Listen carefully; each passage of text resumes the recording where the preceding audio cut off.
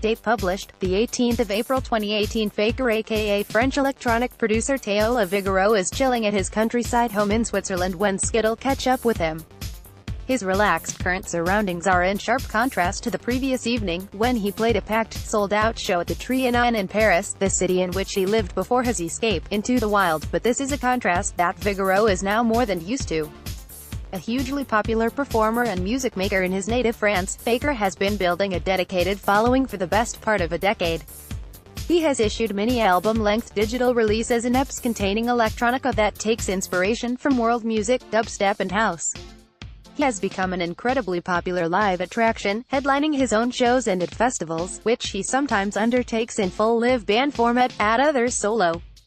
It's a performance he's taken on tour across Europe and America, originally hailing from Caen in Normandy, where he was a school friend of fellow electronic artist Superpose. Fakear has just released his second album proper, All Glows, and is about to take it on tour again, calling it Glasgow, Leeds, London and on the 27th of April at Soup Kitchen in Manchester. But for now, he's enjoying the calm before the storm. The perfect opportunity to ask him about the new album and a little about his background. Your debut album Animal was inspired by a new relationship and by your move from Paris to live in a village in Switzerland. What has been the inspiration for your new album All Glows? Well, it's kind of not as easy to talk about this album in such a way, because I took the whole year to make it. I made a few instrumentals in early 2017 and then worked on it throughout the year. I was continuously coming back to the songs, adding stuff. I think it was inspired by all the trips I made, the US, Europe. To me, Animal, and my previous eps all talk about taking a trip, physically, on the earth. All Glows, to me, is more about an internal journey, a journey into the self. It's a personal journey to spirituality. I was completely away from all that stuff, I just made my music, talked about emotions and things like that. But last year, with the help of my girlfriend, I discovered all these ideas about karma and spirituality and I started looking into it. The whole album really talks about that. You mentioned that the recording process has been different for this album, but I don't want to ask too much about that because talking about processes might be a bit boring. Has this change in process actually affected the sound of your music? How is All Glows different in sound to your previous work? I tried to be more precise with these songs. Previously, I had been making songs in around 4 hours. One shot. With the songs on All Glows, I tried to go deeper into all the songs, multiple ideas and emotions going into one track, whereas previously I might have used only one in each song. I was really influenced to do that by remembering some of the albums I loved as a kid. And they were the ones where each song told its own story, where an album feels more like a compilation of really great songs. You go in multiple directions within one album. I wanted to make a great combination of all the inspiration and influences I had got from the year. It's quite a long album, 16 tracks, so obviously there were a lot of directions you wanted to go in. Originally I wanted to make a classic 12-song album. 12 is a good number, you don't get bored. But, at the end, I had these 16 tracks and I just couldn't remove any of them, so it was just a case of go for it, it is what it is. There are quite a few vocal tracks on there as well, all of which are sung in English. You're already extremely popular in France, but to me this seems like you're intent on to speaking to a global audience. Yeah, absolutely. I think it's because of the internet, the fact that we're all so much closer now. I've toured the US and the UK and sometimes I feel like France is like an island. We're comfortable with our French artists, French songs. I can tour France for many years, but I don't want to do just that. I do this job partly because I want to discover other countries and cultures. It's actually way easier to write in English than it is in French. You learned a variety of instruments. Is that you playing the Pink Floyd guitar solo on the All Glows track, Takara, and on Under the Last Tree? Yeah? The guitar was my first instrument. I was deep into it when I was in high school. For this album I wanted to break all the boundaries I had placed on my previous music, where I'd be thinking, maybe this track is a little too mainstream, or maybe this track is too German indie techno sounding. For this album I wanted to feel relaxed, like, okay, I've made my music, this is me. Now I dare to put my guitar, even if it sounds kitsch, lame or not expected on my kind of electronic music. I'm a big fan of David Gilmour, so let's put that in it and see what happens. It really reminded me of David Gilmour when I heard it. Which other guitarists do you really like? Actually, I'm a big fan of the whole progressive rock period. I'm a big fan of Dire Straits, Led Zeppelin, Pink Floyd. A lot of my guitar parts sound very classic rock. It's kind of unusual to put that sound into electronic music, but I have the feeling that people are open to hearing stuff they don't expect. What other instruments do you play on the new album? Actually not that many. I played all of the piano parts. I have my saxophone in my room, but maybe that's for another time, maybe the next step. Apart from that, I play all of the sounds on the album, but the guitar was the only acoustic instrument I played on the album. I recently saw a video of you playing live in a cave, El Gartal Mixta on Gozo, Malta. Does your live setup allow you the freedom to be able to change the music in response to the setting you are in? Yeah, absolutely. Basically, I use Reason as software on the computer, so it's song by song, it's not like a DJ set. I can therefore totally adapt the set to the environment.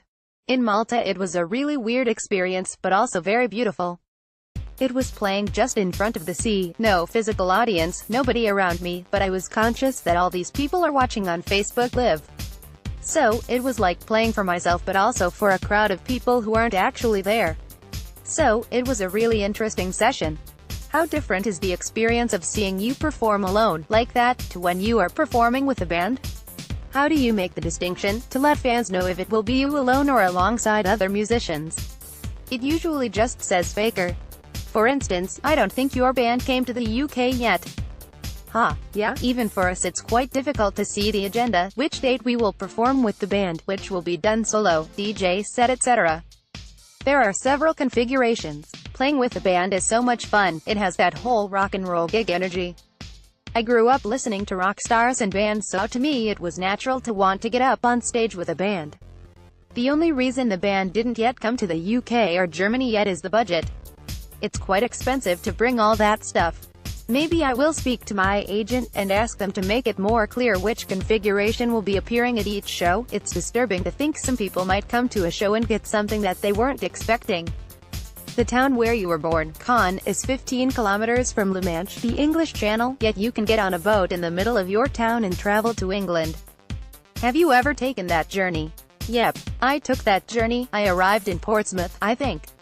I only did it once. I was about 7 years old, I think. It was a trip with my parents. It was so much fun, as a child, to get on a boat and just 2 hours later you're in another country. It was like magic. Now, I just take the plane. Do you think you or any of the youth of the city feel any special connection to the UK because of this famous link between your city and the south coast of England? Yeah, they seem so close, but actually there are all these people from my region, Normandy, who are very deeply French. It's so different from the UK. I don't even know how to describe that. The French culture, the French cuisine, the people in Normandy are so deep into that, they're completely in it. Maybe it's because the bond between the UK and this region is so strong. Maybe it's partly a reaction to that. Has Superpost forgiven you for quitting the band you were in together to go and make music on your own? Actually, he did that before me. He made the first move. He got deeply into instrumental hip-hop when we were around 16 and he quit the band. He started making beats instead. Then I quit the band in order to make rock songs on my own. We were still very close, so we would always meet up and talk about what we were doing, listen to each other's music. We had a radio show for about a year on the college campus station and we only played electronic music and instrumental hip-hop. I started to create instrumental hip-hop beats before I released my first EP. He actually taught me all of the machine stuff, how to use Reason and so on. So, he was a really good teacher, a mentor, as well as being a good friend. Tell us something about him that not many people know. When we were 18 we went on a school trip in Italy. He was in the room next to mine. On the last day we got really fucked up, totally wasted in our room. Later, he was hitting on this girl at the party and we were trying to plan all these different strategies for this to have a positive conclusion. At the end of the night, after all these efforts, he actually managed to do it. They went together in his room and he immediately fell asleep. End of the story. What's your favorite song of his?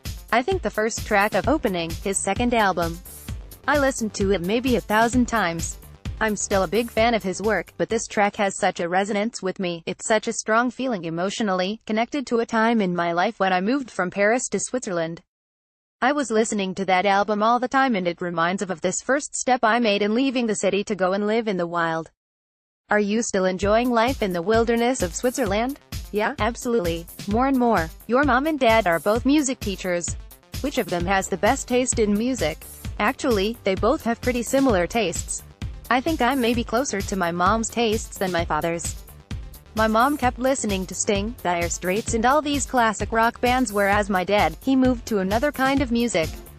He likes French music. I'm not really a fan of some of that kind of French music, varieté. My father is really into it and sometimes I just don't understand, Fakear plays Manchester's Soup Kitchen on Friday the 27th of April, and you can find Fakear Manchester tickets from the box below.